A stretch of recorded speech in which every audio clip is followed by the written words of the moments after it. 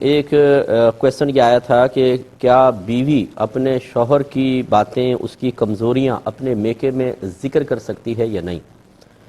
دیکھیے، قرآن عظیم میں اللہ تعالیٰ نے میاں بیوی کو ایک دوسرے کا لباس قرار دیا ہے۔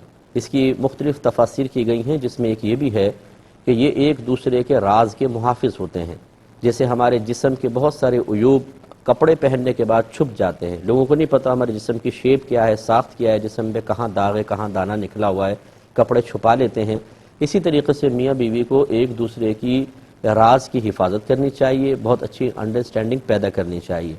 جو بچیاں ہر چیز جا کے سسرال کی میکے بتا دیتی ہیں، پھر ان کے راز کسی بھی طریقے سے سسرال تک پہنچ جاتے ہیں، کیونکہ کوئی بات چلتی ہے میکے میں سے کوئی بھی شخص کوئی بات ایسی کہہ دیتا ہے جو ان کے گھر میں ہوئی ہے اور لڑکی کے بتائے بغیر وہاں تک اطلاع پہنچنا ممکن ہی نہیں تھا، تو سسرال والوں کا اعتماد متزلزل ہوتا ہے، خصوصاً شوہر کا، کہ میں نے تو ایک بات ویسے ہی کہی تھی اور یہ چھپانے والی بات تھی، اس نے وہ بھی جا کر بتا دی، تو پھر آپس میں اعتماد کی فضا ختم ہو جاتی ہے۔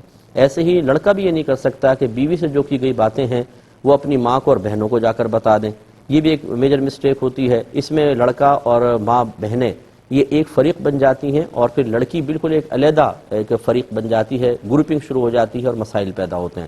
اس لیے حتی الامکان ایک دوسرے کے راز کی حفاظت کرنا یہ واجب ہے، یاد رکھیں۔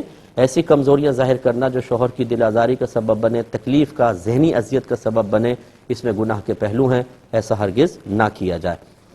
یہ بچی نے پوچھا کہ اگر کوئی پاک اور ناپاک کپڑے دو پڑے ہوں اور ناپاک کپڑے کی تری پاک کپڑے تک پہنچ جائے اور اتنی ہو کہ اس کو نچوڑیں تو نہ نچوڑیں، تو یہ پاک کپڑا پاک ہی رہے گا، ناپاک نہیں ہوگا۔ تو یہ کہتی ہیں کہ اگر ایسے ہی بچے کو اٹھایا ہوا تھا اور اس کے پیمپر سے کچھ چیز لیک ہو کر کپڑے تک پہنچ گئی اور وہ اتنی نہیں ہے کہ نچوڑیں تو وہ بہہ جائے، اور پھر بھی کوئی اس کو پاک کر رہا ہے، تو یہ شیطان کی اطاعت ہوگی کہ نہیں ہوگی؟ دیکھیں بیٹا، مسئلہ اچھی طرح پہلے سمجھیے، اور ہمارا مشورہ ہوگا کہ مسائل کو باہر شریعت سے سیکھنے کے بجائے کسی عالم سے سیکھیں۔ میں اس بات کا شدید مخالف ہوں کہ باہر شریعت پہ یہ لکھوا دیا جائے عالم بنانے والی کتاب۔ اس چیز نے اتنا نقصان پہنچایا ہے جس کی کوئی انتہا نہیں۔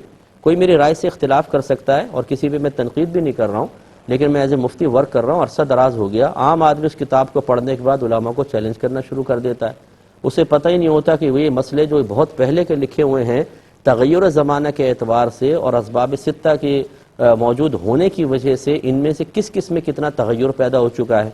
اب عرف کچھ اور کہہ رہا ہے، وہ ہے بھی نص مذہبی، قرآن و حدیث سے نکالا ہوا براہ راست مسئلہ بھی نہیں ہے، اس میں لازم تبدیلی کرنی ہے، اور ایک شخص ہے وہ باہر شریعت پڑھ کر پچھلے سابقہ زمانے کے واقعہ وہ مسائل بیان کر کے علماء کی گرفت کر رہا ہے، لوگوں میں غلط فہمیاں پیدا کر رہا ہے۔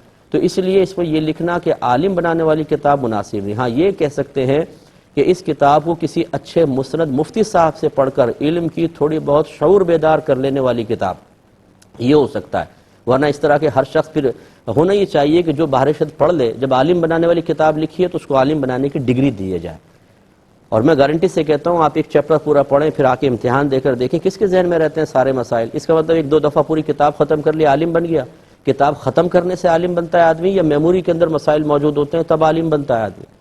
میں تو گارنٹی سے کہتا ہوں کہ عام آدمی باہر شریعت سے اپنی ضرورت کے مسائل نہیں نکال سکتا، اس کو سمجھ میں نہیں آئے گا کہ کہاں سے، چند ایک وضو غسل کی شاید نکال لے، باقی ذرا آگے آ جائیں، اتنی جزیات ہوتی ہیں ملتی جلتی، کیسے مسئلہ نکال سکتا ہے؟ اور اس پہ لکھا ہے عالم بنانے والی کتاب۔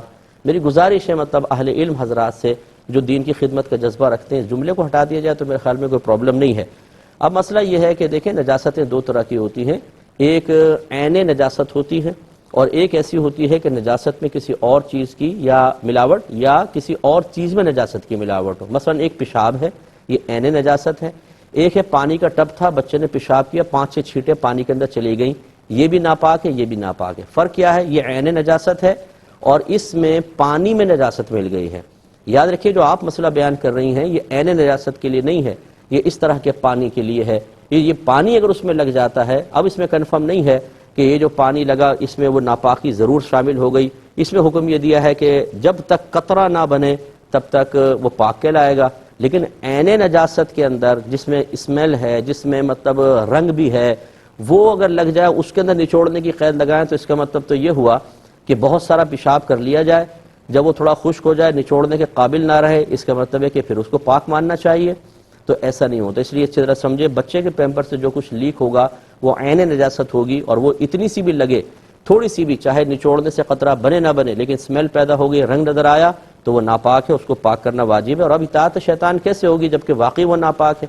ٹھیک ہے، تو مسئلہ اچھی طرح سمجھیں، اور میرا مشورہ یہ ہوگا کہ آپ آن لائن کورسز کریں، کتنے بھی آسان مسئلے آپ پڑھ کے آپ سمجھیں کہ ہم نے مسئلے سیکھ لیے ہیں، پھر بھی ایک دفعہ استاد سے پڑھ لیں تو انشاءاللہ بہت ہی بہتر ہوگا۔